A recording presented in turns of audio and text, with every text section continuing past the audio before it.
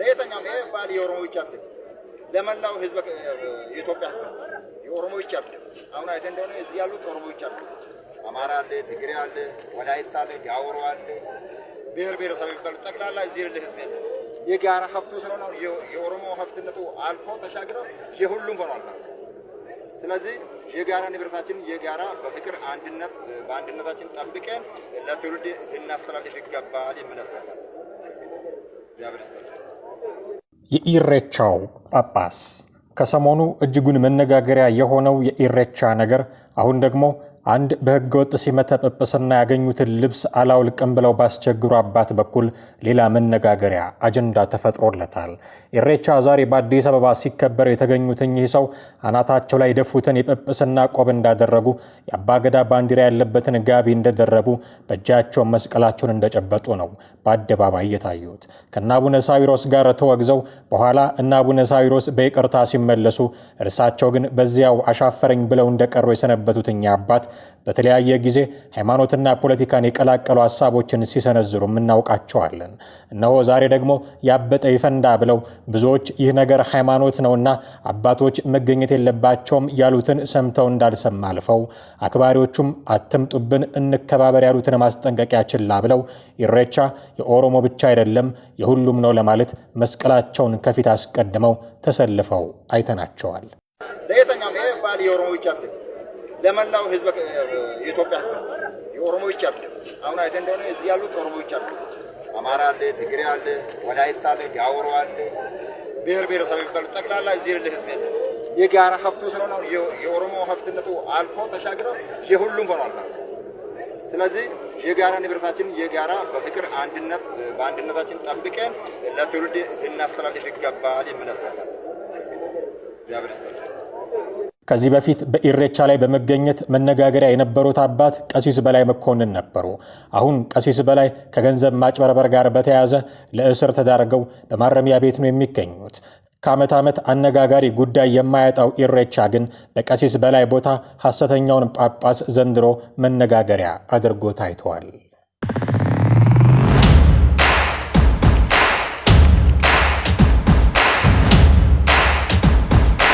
የጸረ ሰላም ኃይሎችን እኩይ ሴራ በማክሸፍ የሀገራችንን ሰላም እናረጋግጣለን አሉ ሜጀር ጄኔራል ብርሃኑ ጥላሁን።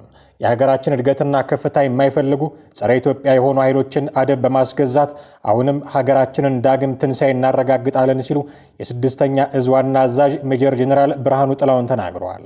ዋና አዛዡ በአማራ ክልል ምስራቅ ጎጃም ዞንና በደብረ ማርቆስ ከተማ አስተዳደር የህግ ማስከበር ስራዎችን አፈጻጸም በሚመለከት በአካባቢው አሁናዊ የሰላም ሁኔታና በቀጣይ የትኩረት አቅጣጫዎች ዙሪያ ከዞን ከወረዳ አስተዳደርና ከጸጥታ አካላት ጋር ውይይት አድርገዋል።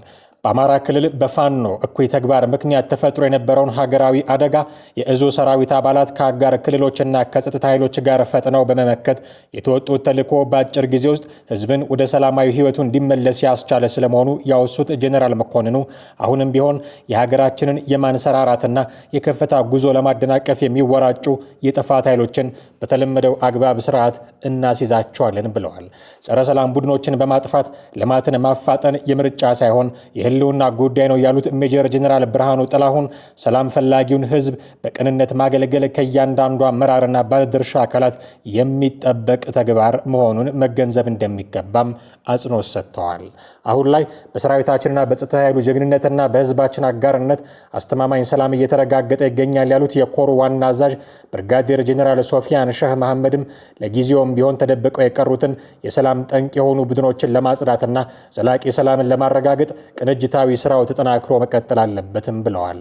የምስራቅ ጎጃም ዞን ዋና አስተዳዳሪ አቶ ኑሩልኝ ብርሃኑ በበኩላቸው የመከላከያ ሰራዊቱና የጸጥታ ኃይሉ በከፈለው መስዋዕትነት የህዝቡን ሰላም ማረጋገጥና ሰላሙን ወደ ነበረበት መመለስ እየተቻለ ነው። ከሰራዊቱ ጎን ተሰልፈን አስፈላጊውን ሁሉ እናደርጋለን ብለዋል።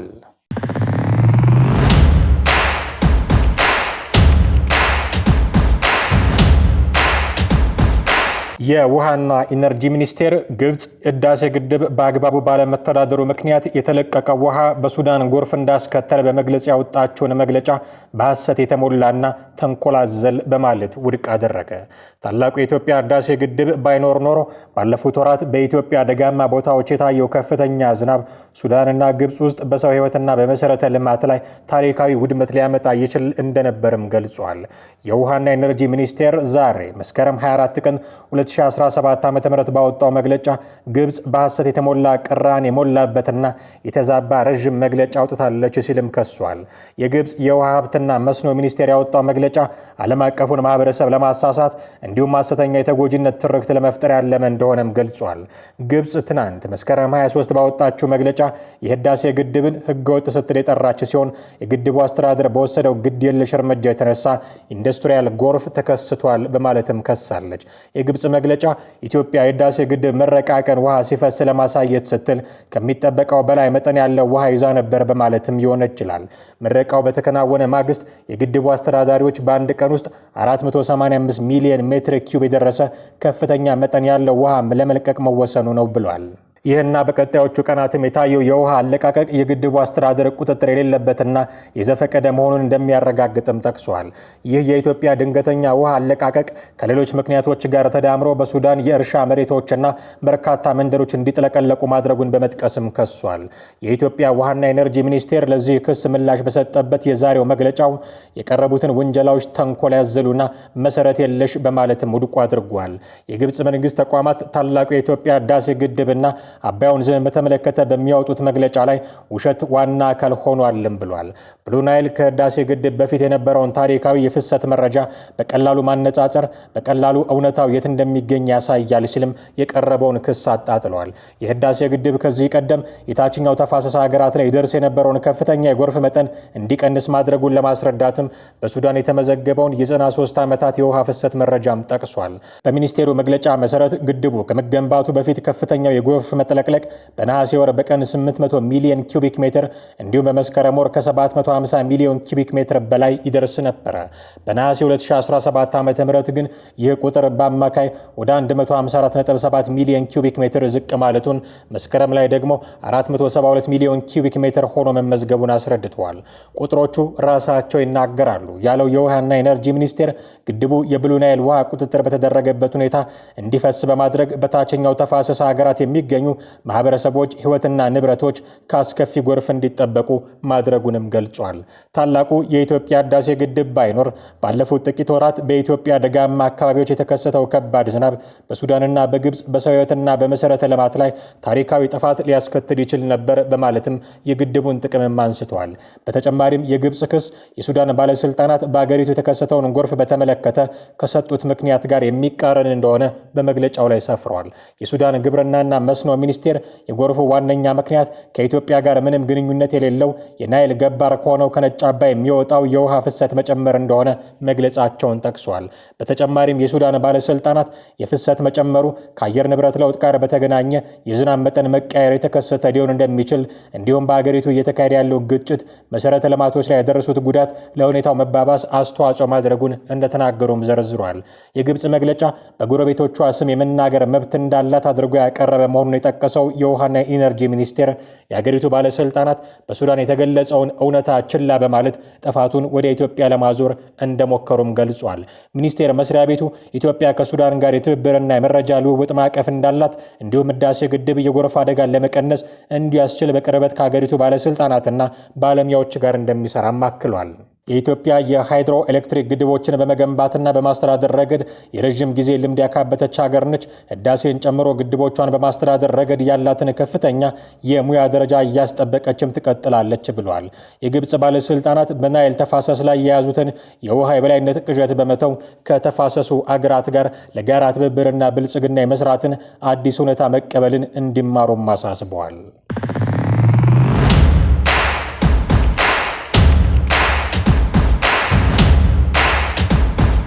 የኤርትራ ማስታወቂያ ሚኒስቴር ዛሬ ጠንከር ያለ መግለጫ አውጥቷል። ከሰሞኑ ሆርን ሪቪው ኢትዮጵያ ለኤርትራ የሰጠችውን የሀገርነት እውቅና ማንሳት አለባት፣ ኢትዮጵያ የኤርትራን የሀገርነት እውቅና ለማንሳት ዓለም አቀፍ ሕጎች እንዳሉ እንዲሁም የሌሎች ሀገራትን ተሞክሮ በማቅረብ ረዘም ያለ ጽሑፍ ማሰራጨቱን ተከትሎ የኤርትራ አመራሮችን ክፉኛ ያበሳጨ ይመስላል። ይህን ተከትሎ የኤርትራው ማስታወቂያ ሚኒስቴር አቶ የማነ ገብረ መስቀል ነፃነታችንን ከኢትዮጵያ በስጦታ አልተረከብንም፣ ኢትዮጵያን አሸንፈን ያገኘነው ነው ብለዋል። የኤርትራ ሉዓላዊነት እውቅና መስጠት የነበረበት በ1940 ቢሆንም አሜሪካና ሌሎች ሀገራት በቀጠናው የነበራቸው ፍላጎት ሌላ በመሆኑ ሳይሳካ ቀርቷል ብለዋል። ኢትዮጵያ እንደተባለው የምታደርግ ከሆነ እኛም ከ1952 እስከ 1993 እንደ አውሮፓውያኑ አቆጣጠር ኢትዮጵያ ለወሰደችብን ሀብትና ንብረት በቢሊዮን ዶላር የሚቆጠር ካሳ እንጠይቃለን ብለዋል። ለዚህም የኢራቅና ኩዌትን ታሪክ አጣቅሰዋል። በጽሁፉ የኢትዮጵያ ሰራዊትን ሲዋጉ በተለይ በመንደፈራ በምጽዋና በአሰብ እንዴት እንዳሸነፉና ከኢትዮጵያ በኩል ምን ያህል ሰራዊት እንደተበተነ፣ እንደቆሰለ፣ እንደሞተና እንደተማረከ በቁጥር ለማስቀመጥ ሞክረዋል። በተያያዘ ዜና ከሰሞኑ የኤርትራ ወታደራዊ አመራሮች ከኢትዮጵያ ጋር በተዋጉባቸው በእያንዳንዱ ግንባር በመሄድ የጦርነቱን ሂደትና አሰላለፍ ምን ይመስል እንደነበረ ለሰራዊታቸው አመራሮችና መኮንኖች የጦርነት ትንታኔ ሲሰጡም ታይተዋል።